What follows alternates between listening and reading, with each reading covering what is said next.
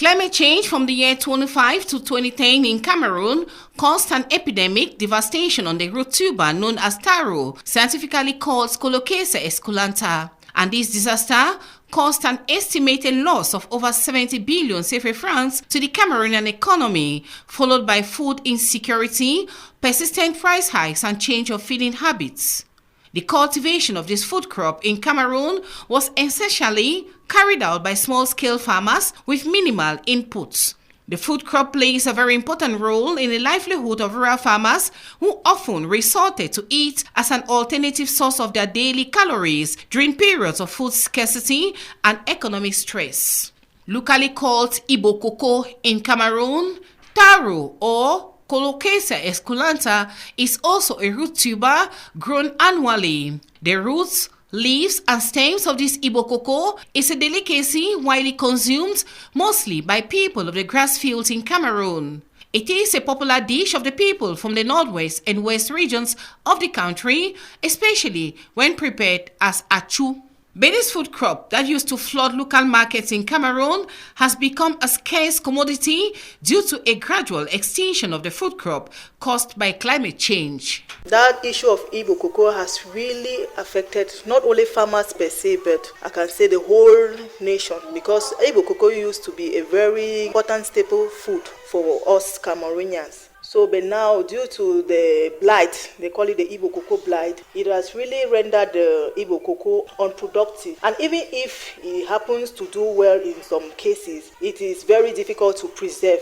Because of this sickness or this blight, it does not stay in the house for long. So when you harvest, you are supposed to consume it within a day, maybe maximum of 3 days. So it becomes very difficult. So the issue of Ibo cocoa has really been a problem, given that it is the first heavy production that always takes place in the harvesting season. That is, the Ibo cocoa comes to eradicate hunger before other produce like cassava. So Ibo cocoa, the issue is really a problem because it used to be used for the production of achu, boil and eat with vegetable. It used to really sustain the family. But due to its extinction like that, we are really facing a great challenge as far as the Ibo cocoa production is concerned. To adapt to this, the formerly known makabo cocoa, they call it yellow cocoa. It used to be a food meant only for pigs. It was not even sold at first, but now it is a very important cocoyam. We have resorted to using that for the production of mostly achu, which is a stable food, especially within the northwest region.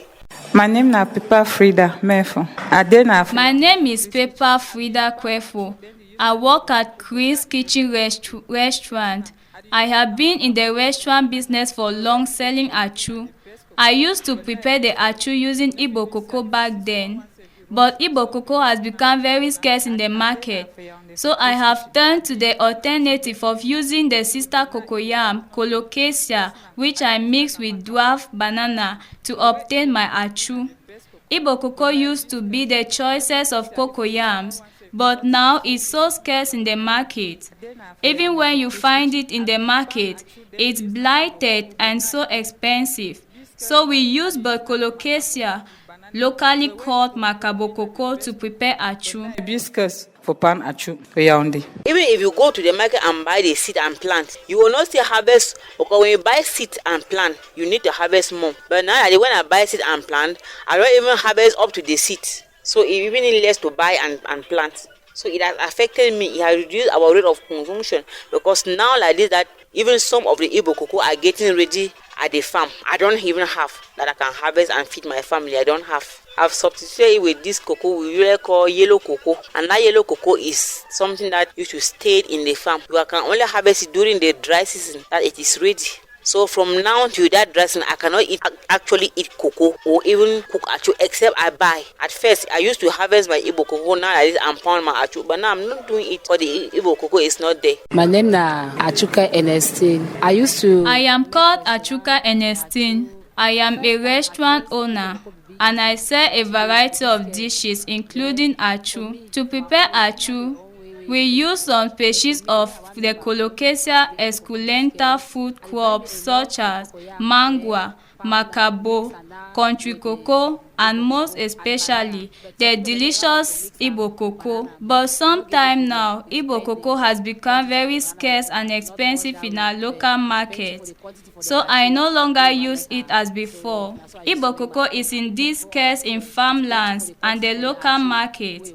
Those who sell it now where they purchase the food crop from is so expensive. Buy and sell at the no side where they fee go meet up am. But we go buy and win from the buy and sell and With the impact of climate change on this food crop that has caused its gradual extinction on farms and the local markets, agricultural experts and research scientists carried out findings on the root cause of the problem.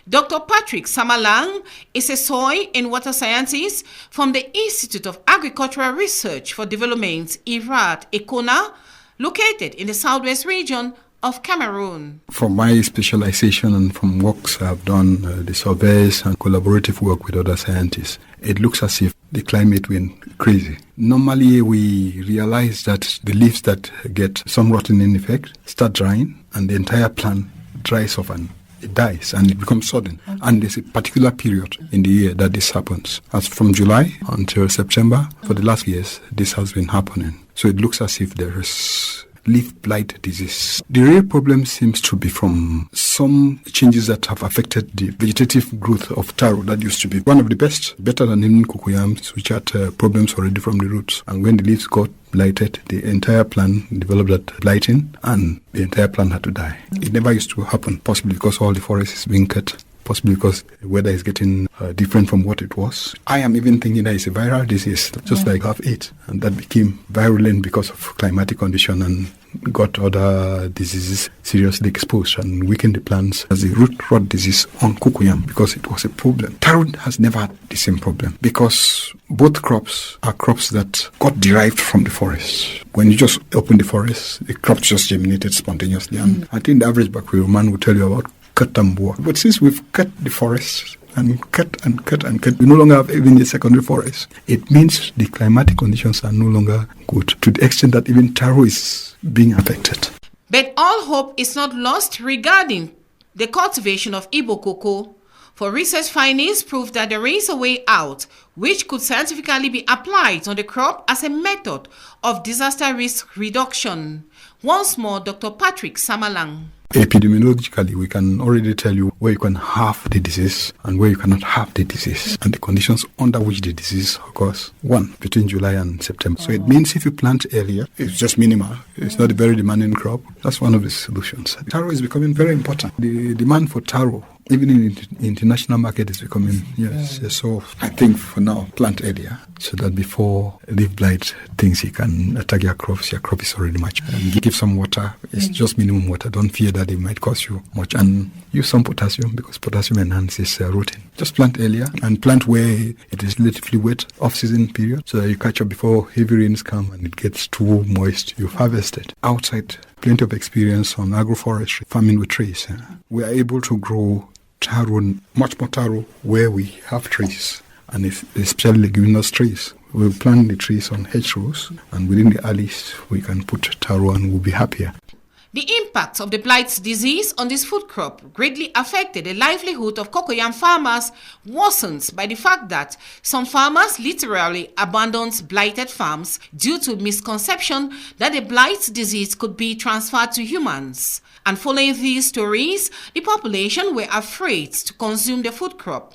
Allegations that were refuted by Dr. Patrick Samalang. Phytophthora colocasia is a fungal, but it's fungal disease for plant. That's a plant fungus that causes the leaf blight disease. That disease is only transmittable between plants. We are even thinking that cocoa and kola nut have other versions of Phytophthora, just like potatoes had at one time. So it has no direct influence to human beings. If you harvest tubers, they are always good. After much sensitization by research scientists on the right methods to be applied on the food crop to mitigate disaster risk reduction, Madame Lum Judith Essie, a local farmer in Boissa village, Fako division of the southwest region of Cameroon, put that into practice and thus had a thriving Igbo cocoa farm with bountiful harvest. This Igbo cocoa na some chop way since all the grow from. Igbo cocoa is a food crop that I have witnessed its cultivation by my parents since when I was a child.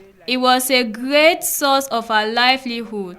My parents cultivated the food crop and we sold it at the local market, and that took care of our education and basic needs.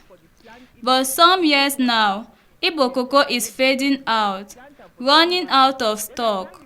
We were told a blight disease had affected the crop, and those big researchers explained to us a certain procedure that when applied, when planting will cause the Igbo cocoa to thrive. So I, as a long-time farmer of Igbo cocoa, followed those guidelines as explained by the researcher on a radio program over the Cameroon radio television, CRTV Boya. I had to change my planting schedule by planting Igbo cocoa in the month of January. I discovered that when I plant early and the rain starts falling heavily as from the month of June, July, my Igbo cocoa is already ready for harvesting. So I thus realized that my Igbo cocoa thrives so well when I plant early. But there is a problem with the food crop. When the rains are very heavy, an ash-like substance appears on the leaves of the crop and causes it to wither and die right down to the root. So my secret is to plant early for a bountiful harvest. The Igbo cocoa business is a very lucrative one. A small bucket of the food crop costs 4,000 francs in a place like Boya, while it will cost about 2,500 francs in Bamenda. This food crop is very sustainable. I use it to feed my family. We eat the Igbo cocoa with any type of vegetables. We also use it to pound achu and staple meal of the people from the northwest region where I come from. I harvest the leaves of the Igbo cocoa and sell in the local market. Bakossi people from Kupe Maninguba division of the southwest region use these leaves to prepare their traditional soup. Yes, that leaves sometimes that the harvest come, I go sell them for market. Bakossi they mostly buy them for make black. With the strategies put in place by research scientists in Cameroon in mitigating disaster risk reduction on the cultivation of the taro food crop, carefully implementing effective early warning signals, and if the right planting techniques applied by the farmers engaged in the cultivation of root tubers such as Igbo cocoa, then the cry for scarcity for the food crop will be a thing of the past and will lead to strengthening resilience and achieving sustainable development.